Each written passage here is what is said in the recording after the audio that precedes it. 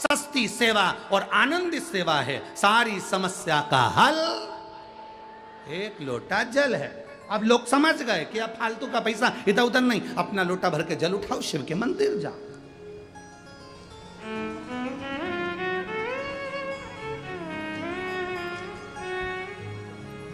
एक पत्र लिखा है किसी ने, अब मैं क्या बोलूं उस पत्र को। मैं 15 तारीख से नए मकान में पहुंची हूं, पर जब से पहुंची हूं, मत ला भैया कैमरा मत लाओ बाबा रे। मैं 15 तारीख से नए मकान में पहुंची हूं और जब से नए मकान में पहुंची हूं 2 साल से मेरी पड़ोसन ने मुझे दुखी कर रखा है। अब मैं इस पड़ोसन का क्या करूं? अरे ऐसे पत्र तुम टीवी पे दिखाओगे अच्छा लगे, मेरी पड़ोसन का क्या करूं? चंद्रपुर से आई है। अब मेरी पड़ोसन का क्या करूं? कुछ मत कर। आ बैठ मेरे पास,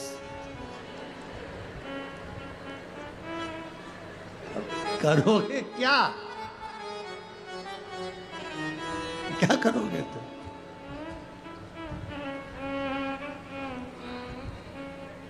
दो साल से मैं बहुत परेशान हूं। अब मैं क्या करूं? बस गाना गाऊं, मैं क्या करूं राम मुझे पड़ोसन मिल गए। अरे कुछ मत करो, कुछ मत करो, कुछ भी नहीं।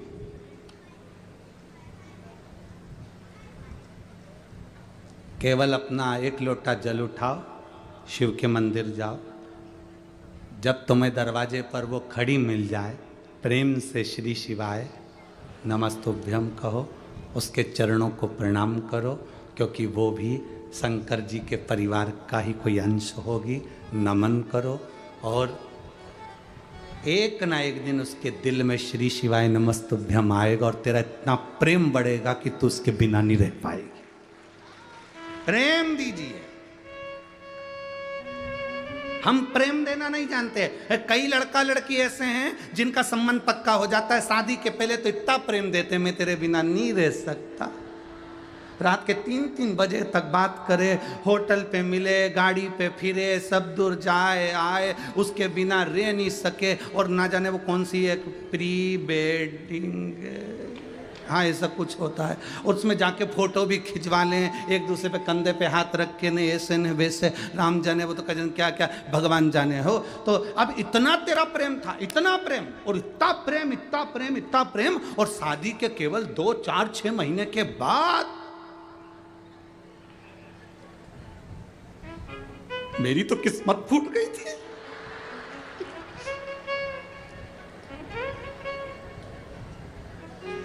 ऐसे जानवर से मेरी शादी हुई, ऐसे अब पति भी कह रहा है कितनी अच्छी बात बोलती है तू, मुझे जानवर बोल रही है। बिल्कुल सत्य है, तू मेरी जान में तेरा वर। क्या बात, क्या बात। और तू कह रही है जानवर से। अब इतना प्रभाव कहाँ गया वो तुम्हारा प्रेम जो 2-4 महीने पहले था? रात रात भर बात करते थे, वो प्रेम कहाँ गया? स्नेह कहाँ गया? अरे भाई, शिव महापुराण की कथा कहती है इसको प्रेम और इसको स्नेह नहीं कहते, इसको केवल प्यार कहते हैं। और प्यार में कत्ल होता है, प्यार में दुख होता है, इसको प्यार कहते हैं, इसको प्रेम नहीं कह सकते। प्रेम क्या होता है? प्रेम वो है कि उसमें दिखावा नहीं होता। हमारे शंकर जी के प्रति हमारा जो प्रेम है, कोई हमसे पूछे, हमसे लोग कहते हैं महाराज जी आप कितना प्रेम करते हैं शिव जी से। हमने कहा प्रेम की कोई सीमा होती है क्या? प्रेम की कोई सीमा होती है? हनुमान जी ने जैसे सीना फाड़ कर दिखाया था तो उनके दिल में राम और सीता थे। कभी मौका मिल जाए तो इस शरीर को भी फाड़ कर देखना, उसके अंदर शंकर और कंकर ही मिलेगा। शंकर और कंकर ही मिलेगा, शिव ही मिलेगा, शंकर ही मिलेगा।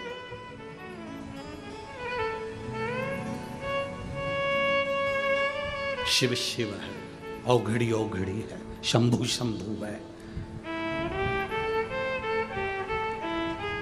त्रिकालदर्शी का त्रिकालदर्शी, कैलाशी कैलाशी, अविनाशी अविनाशी है।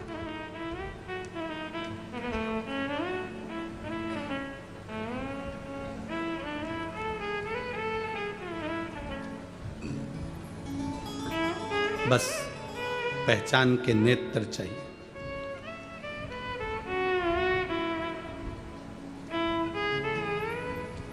शंकर जी के एक अंश हैं दुर्वासा ऋषि, शिव जी के एक अंश हैं दुर्वासा, और एक बार दुर्वासा ऋषि अयोध्या आ गए।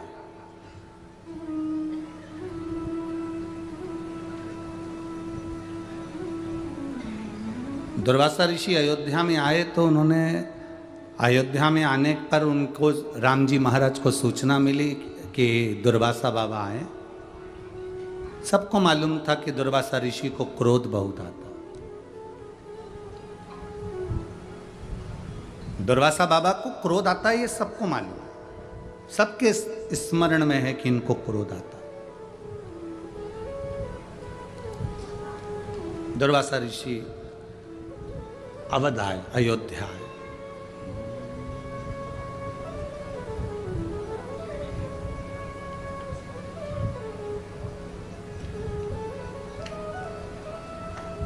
अवध में पहुंचे। अब शिव की भक्ति में डूबे रहते थे दुर्वासा जी, भगवान की विरल भक्ति में डूबे डूबे भजन करते करते जा रहे।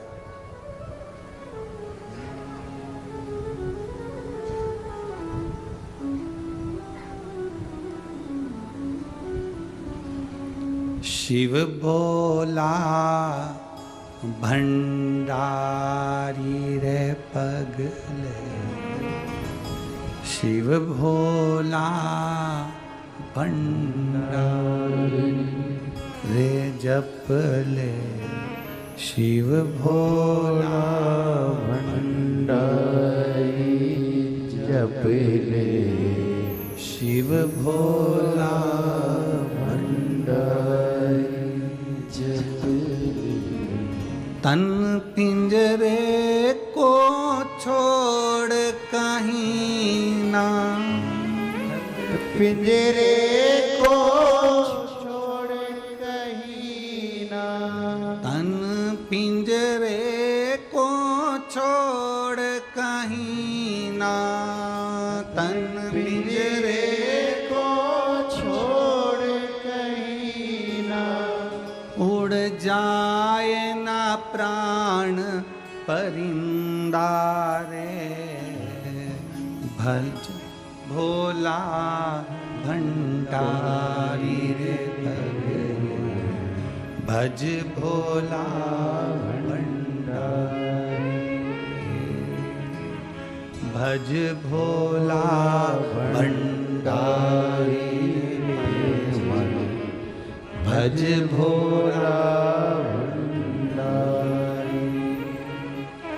ये तन पिंजरे में आत्मा रूपी जो परिंदा रह रहा, ये उड़ जाए उससे पहले तो शिव नाम को जप ले।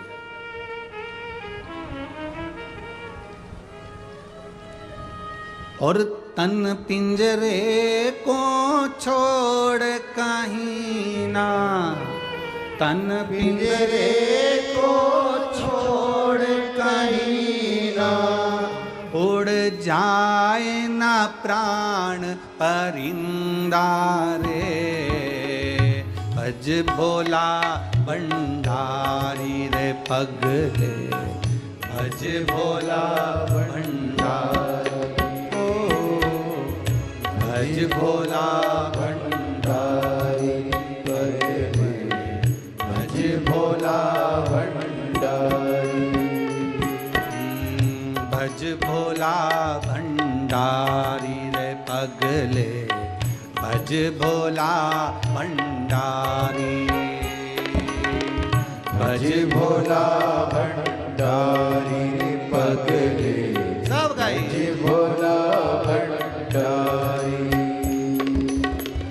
तन पिंजरे को छोड़ कहीं ना, तन पिंजरे को छोड़ कहीं ना, ओ तन पिंजरे को छोड़ कहीं ना, तन पिंजरे को छोड़ कहीं उड़ जाए ना प्राण परिंदा रे, भज भोला भंडारी अगले, भज भोला भंडारी, ओ भज भोला भंडारी, भज भोला भंडारी।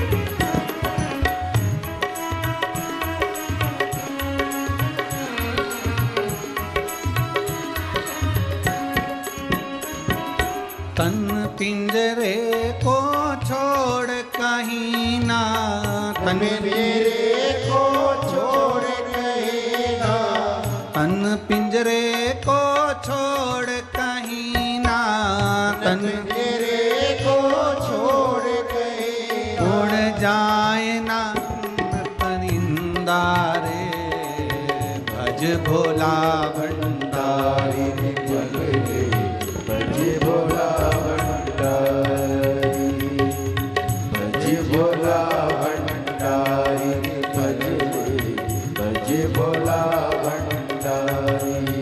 ओ भज भोला भंडारी रे पगले, भज भोला भंडारी, ओ भज भोला भंडारी पगले, भज भोला भंडारी, भज भोला भंडारी रे पगले, भज भोला भंडारी, ओ भज भोला भंडारी पगले, भज भोला।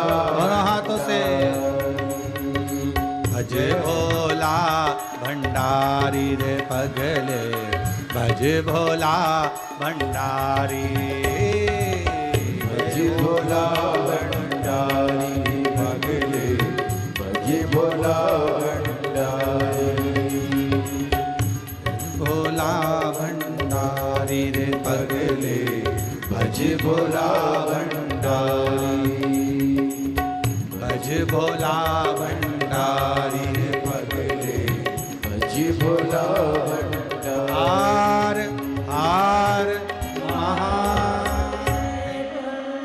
अपने स्थान पर बैठकर भगवान शिव से अपने मन की बात बड़े भाव के साथ में करिए, दिल से प्रार्थना करिए, दिल से निवेदन करिए, दिल से बाबा से कहोगे तो बाबा दिल से सुने,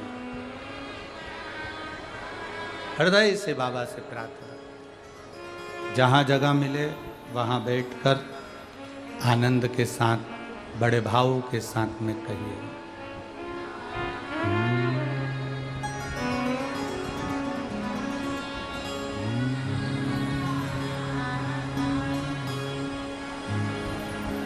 श्री शिवाय नमस्तु श्री शिवाय नमस्तु श्री शिवाय नमस्तु श्री शिवाय नमस्तु श्री शिवाय नमस्तु भोला सब दुख काटो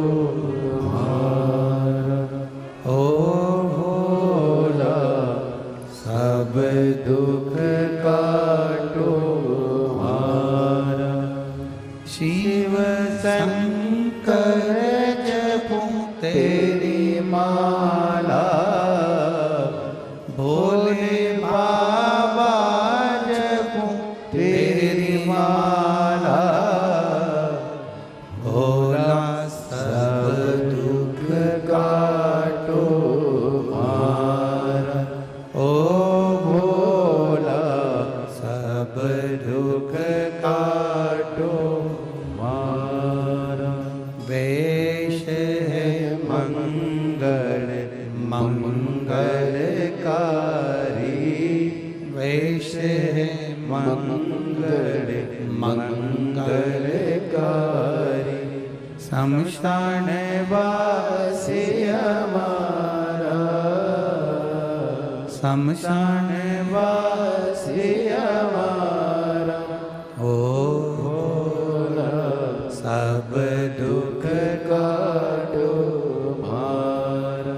ओ भोला सब दुख काटो मारा। भगवान शिव की कथा कर रही है, बाबा दयालु दातार की कथा कर रही है। दिल से पुकारो वो दिल से देता है। शिव महापुराण हो, शंकर की आराधना हो, उसमें उपन नहीं होना चाहिए। उपन से मतलब कि मैं तो ऊब गई कर कर कर, पर भगवान मेरी ना सुन रहा। जाते रहो, थोड़ा फ्लाइट है, थोड़ी दौड़ेगी, चलेगी, फिर उड़ेगी, जाते रहो। भगवान कृष्ण ने रुक्मणी जी से ये नहीं कहा कि तू मन चौराहे पर मिलना, रोड पर मिलना, छत पर मिलना। भगवान कृष्ण रुक्मणी जी से कहते हैं तू जगदम्बा के मंदिर पर मिलना, मैं तुझे लेने के लिए आऊंगा। आप उसके मंदिर तक तो जाओ, वो तुम्हारे दुख हरने के लिए आएगा।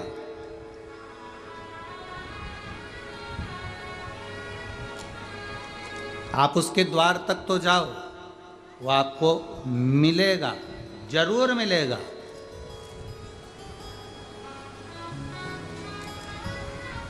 और एक बात कहें मेरी जीजियों और मेरे जीजाओं, बहुत सावधानी से सुनना। कभी योग लग जाए आपको, कभी शिव मंदिर में कोई भी नहीं, कभी ऐसा योग लग जाए, वैसे तो अब शंकर जी का मंदिर खाली मिलना कठिन है, पर कभी अगर आपको ऐसा योग लगे शिव मंदिर में कि अकेले हो आप, कुछ भी नहीं है आपके पास में, चलेगा। अगर जल हो तो ठीक, बेलपत्र हो तो ठीक, ना हो तो भी, अकेले हो, गाड़ी से जा रहे हो, रोड के किनारे पर एकांतेश्वर महादेव मिल गए, कहीं पेड़ के नीचे बैठे थे, अकेले बैठे हैं, ना उनके पास पार्वती जी है ना गणेश जी है। कहीं कहीं एकांतेश्वर महादेव तो ऐसे हैं कि वहां नंदी भी नहीं है, किसी किसी पेड़ के नीचे भगवान रोड के किनारे बैठे अकेले शिवलिंग, और तुम वहां से निकल कर जा रहे हो। कभी प्रयास करना, 2 मिनट के लिए गाड़ी रोकना, ड्राइवर से कहना भैया थोड़ा रुक जा 2 मिनट, मेरे को बाबा बैठे हैं, जरा बात तो कर लो थोड़ा।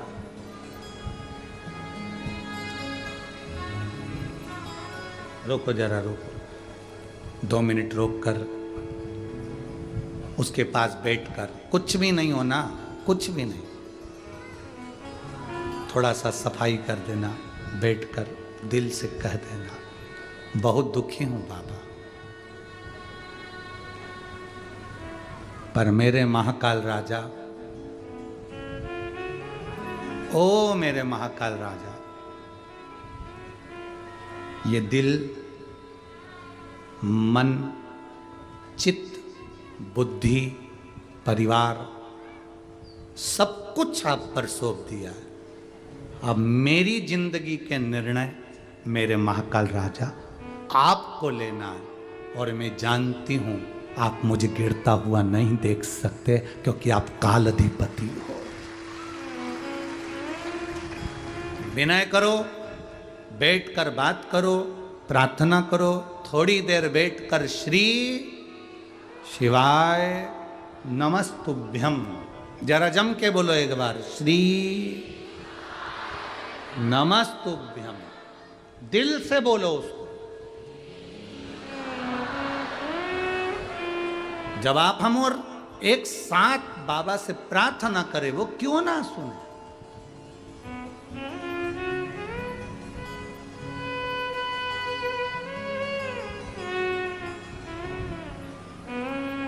मुझे तेरा ही सहारा है, मेरे भोले बाबा। मैंने तुम्हें ही पुकारा है, मेरे भोले बाबा। दुर्वासा ऋषि शिवजी का एक अंश राम जी की अवध में आ गए। अयोध्या में राम जी को मालूम पड़ा कि दुर्वासा बाबा आए हैं। बहुत सारे ऋषि उनके साथ में आए हैं और प्रसाद पाना चाहते हैं, पर उनकी कुछ शर्त है।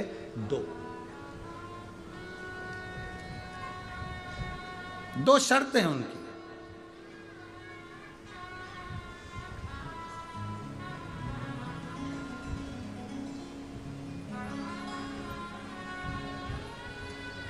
और बड़ी विचित्र शर्त होती है। संतों की जो शर्त होती है ना, बड़ा बड़ा विचित्र होती है, बड़ी विचित्र। हम भी कथा करने जाते हैं तो पहले ही कह देते, देखो भैया 7 दिन की कथा है तो हम 4 दिन तुम लोगों से नहीं मिलेंगे। अब यही जजमान बैठे हैं, राजा भैया और बेटी बैठी है, श्रद्धा बेटी। पूछिए इनसे, जी भाई से, कि 7 दिन में से 4 दिन हम हमारे कमरे में से भी नीचे नहीं आते। भगवान का भजन करा, केवल कथा के टाइम आना, कथा से वापस अपने कक्ष में चले जाना, अपनी माला जपना, भजन करना, शंकर जी का गुणगान करना और जितना बन सकता है अध्ययन करना, इसके सिवाय। दूसरा, हम मिलेंगे पर 4 दिन तक नहीं मिलेंगे। 7 दिन में से पीछे के 5वें, 6ठा, 7वां दिन रहता है, उसमें मिलेंगे। 5 दिन की कथा है तो शुरू के कम से कम 2 दिन नहीं मिलते, फिर पीछे के 2 दिन मिल जाए। जो नियम है वो नियम। दूसरा संकल्प ये रहता है कि महिलाएं, माता, बेटी, स्त्री चरण को हाथ ना लगा। पुरुष है वो छुए, पर स्त्री, नारी, माँ ये चरण ना छुए, क्योंकि स्त्री, बेटी, माँ हम उनको जीजी कहते हैं और हमारी बहन से हम हमारे पाँव छुआएं, ये हमको ठीक नहीं लगता, क्योंकि आप हमारी बहन हो। अगर बहन ना होती तो हम यहाँ से बार बार मंच से हम आपको जीजी नहीं कहते और इनको हम जीजा ना कहते। आप हमारी बहन हो, जीजी हो, तो बहन से कैसे पाँव छुआ लें। और बुजुर्ग हैं तो हमारी माँ हैं, छोटी हैं हमारी बेटी हैं, कन्याएं, हम उनसे कैसे चरण। संत, साधु, गुरुजन, नारी से चरण छुआना नहीं चाहिए। हम जितना पाठ करते हैं, अनुष्ठान करते हैं, ये चरण के अंगूठे में से निकाल के ले जाती है पांव पड़ने के बहाने।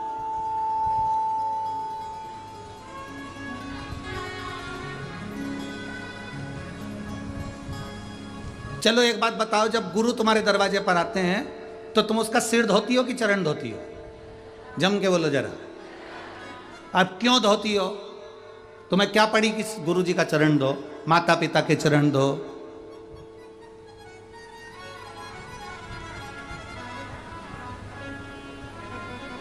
यहां तक कहा गया है पति के भी चरण धोना चाहिए, परंतु तुम तो उसको ही धो देती हो। दिक्कत तो यहां पड़ी ना।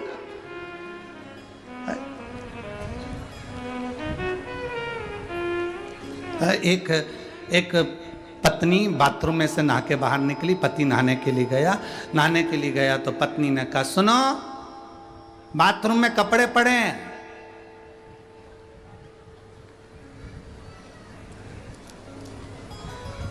तुम धो दोगे क्या?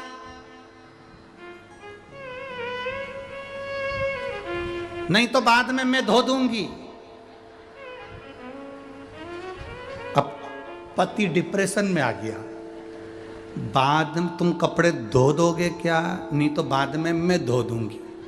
अब ये कपड़े धोएगी कि मुझे धोएगी? अब ये समझने वाली बात। पति डिप्रेशन में। तो सीधा सा प्रसंग है। आप चरण किसके, आपने चरण धोए, गुरु जी के चरण धोए, सिर तो नहीं धोया, जम के तो बोलो, मुंडा नहीं, हाथ नहीं, पांव धोए। पांव क्यों धोए? पांव में जो अंगूठा है, उस अंगूठे पर जब जल डलता है, अंगूठे को जब छुआ जाता है, अंगूठे पर जब जल डाला जाता है, तब वो जल जब चढ़ता है तो पूरे जितने अनुष्ठान करे होते हैं, जाप करे होते हैं, जितने पाठ करे होते हैं, उस पाठ का एक अंश जो चरण धोता है उसके खाते में चला जाता तुरंत।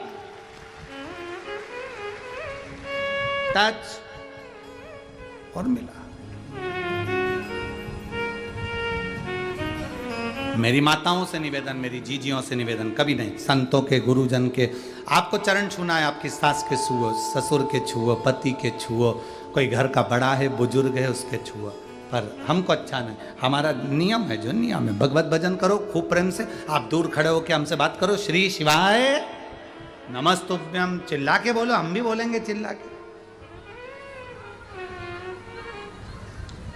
श्री शिवाय नमस्ते। तो ये एक प्रसंग होता है, पर चरण छूना उत्तम। तो ये कुछ नियम होते हैं। अब दुर्वासा बाबा ने वहां पर जाकर अपने नियम बता दिए राम जी के सामने। मेरा कुछ नियम है, 2 मेरे संकल्प हैं, आपको संकल्प पूरा करो और मेरे 60,000 ब्राह्मणों को, ऋषियों को भोजन करो। कौन सा नियम है तुम्हारा? दुर्वासा ऋषि ने कहा, मेरा नियम यह है राम जी, जल, अग्नि और धेनु, इन तीनों से युक्त भोजन नहीं बनना चाहिए। क्या क्या चीज, जम के बोलो जरा। पहले नंबर पर जल, दूसरे नंबर पर अग्नि, तीसरे नंबर पर धेनु, धेनु मतलब गाय। इन तीनों से युक्त भोजन नहीं बनना चाहिए और पकवान 56 भोग बनना चाहिए, पर उसमें ना जल मिले, ना वो अग्नि में तपा हुआ हो, और ना वो गाय के दूध से या धेनु से निर्मित किया गया। दुर्वासा जी जैसे ही बोले, राम जी सोच में पड़ गए, वैसा भोजन कौन सा जो बिना अग्नि में तपे कैसे दे दूं, और 56 भोग। दूसरा, दुर्वासा बाबा ने दूसरा संकल्प कहा, सुनो राम जी, मेरा दूसरा संकल्प है, मैं शंकर जी की आराधना करता हूं, शिव की पूजन में करता हूं। आज अयोध्या में शंकर की पूजन करूंगा, पार्थिव शिवलिंग का निर्माण कर कर मैं पूजन करूंगा, पर मेरे पूजन में वो फूल चाहिए जो अयोध्या के किसी व्यक्ति ने देखा ही नहीं। उस फूल पर अवधवासियों की कोई की दृष्टि ना पड़ी हो।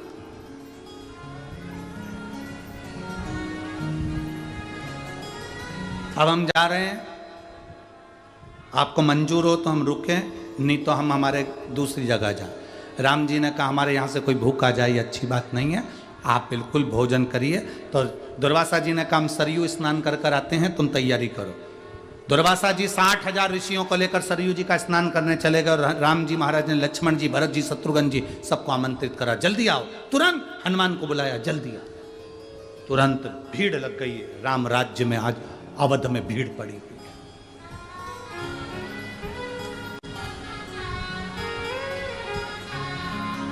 अवध में भीड़ लगी। राम जी बड़ी चिंता में। लक्ष्मण जी ने पूछा, भैया क्या बात है? इतनी चिंता तो आपको रावण को मारा तब नहीं थी, और आज आप इतनी चिंता में समाये हुए हो, हुआ क्या? राम जी ने कहा, दुर्वासा ऋषि 60,000 ब्राह्मणों, संतों, ऋषियों को लेकर आए हैं, अवध में सरयू जी स्नान करने गए हैं, उनको मैंने भोजन का बोल दिया है, संकल्प लिया है। 2 संकल्प हैं उनके। पहला, भोजन करना है उनको, पर वो अग्नि, जल और धेनु इन 3 से युक्त ना हो। और दूसरा, अवध के लोगों ने जिस फूल का दर्शन ना करा हो, वो फूल शंकर जी की पूजन के लिए चाहिए।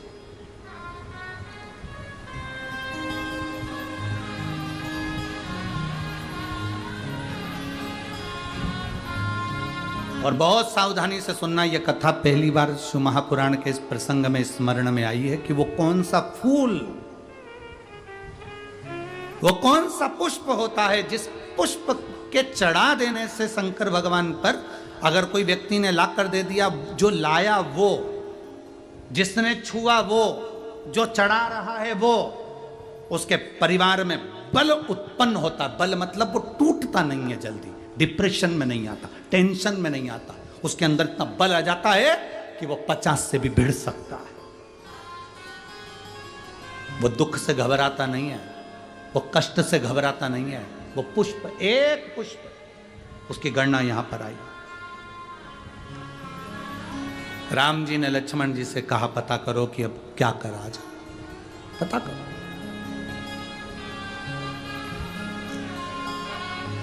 इतनी जल्दी घबरा जाना, इतनी जल्दी टेंशन में आ जाना, यह उत्तमता नहीं। एक पत्र है,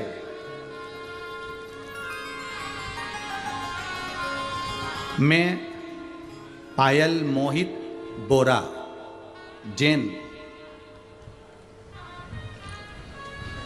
पांडरकव पड़ा। तुम समझ गए? ठीक है। जिला यवतमाल की रहने वाली हूँ, मेरा मोबाइल नंबर ये। कहीं बैठी हैं का? आप ही हैं? श्री शिवाय नमस्तुभ्यम। मैं पायल मोहित बोरा, जैन हूँ मैं, और देश की रहने वाली, यवतमाल महाराष्ट्र। मेरा मोबाइल नंबर ये है। गुरुदेव, हम शिवजी का वर्णन करना चाहते हैं।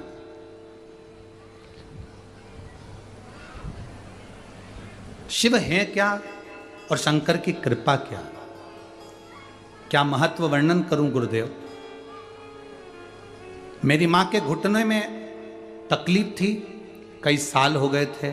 डॉक्टर के हिसाब से उनके घुटने में गैप आ गया था और उनको ऑपरेशन का बोला गया था।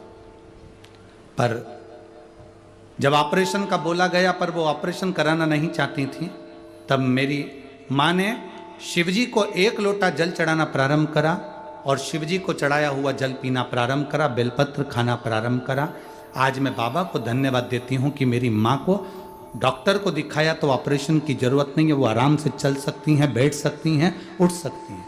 मैं बाबा को यहाँ धन्यवाद देती हूँ। और गुरुदेव, मेरी बेटी नायशा 5 साल की है।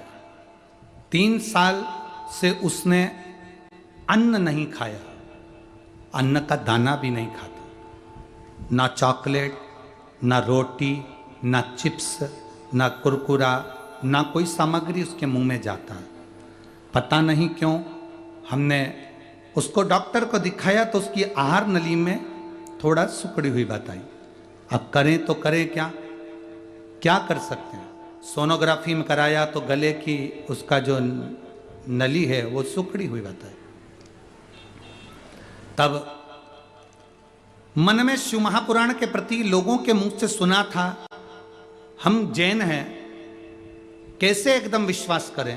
पर हमने विश्वास किया और शंकर जी के मंदिर में चढ़ा हुआ जल और बेलपत्र उसको देना प्रारंभ करा। बाबा का मैं क्या गुणगान करूं गुरुदेव। बाबा बाबा हैं और बाबा की कृपा से आज मेरी बेटी ठीक है और वो आहार ग्रहण करना प्रारंभ कर दी। साधुता है बाबू, अब ठीक है, बिल्कुल आराम है। उसको एक बेलपत्र ले जाना, उसको दे देना, आजा ले जा। बाबा, उसने ना कभी अन्न का दाना खाया था, ना कभी उसने चॉकलेट खाई, ना कुरकुरा, ना बिस्कुट, किसी का स्वाद नहीं जानती थी। पर आज मैंने विश्वास जाना कि शंकर है क्या। हम भले जैन समाज से हैं पर शिव पर हमारा भरोसा करा हुआ सफल हुआ गुरुदेव। और आज मेरी बेटी पूर्ण तरह से स्वस्थ है। जो डॉक्टर कहते थे कि इसकी आहार नली बेकार है, सुकड़ी है, अब वही डॉक्टर कहते हैं कि इसको कोई बीमारी नहीं और मेरी बेटी ने आहार ग्रहण करना प्रारंभ करा। मैं धन्यवाद देती हूँ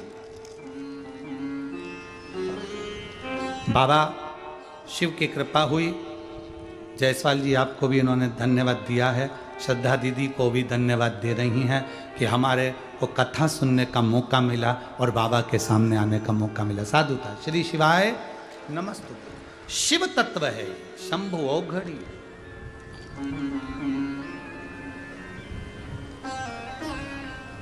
और मैंने तेरे ही भरोसे बाबा, तेरे ही भरोसे हवा बिच उड़ती जावांगी बाबा,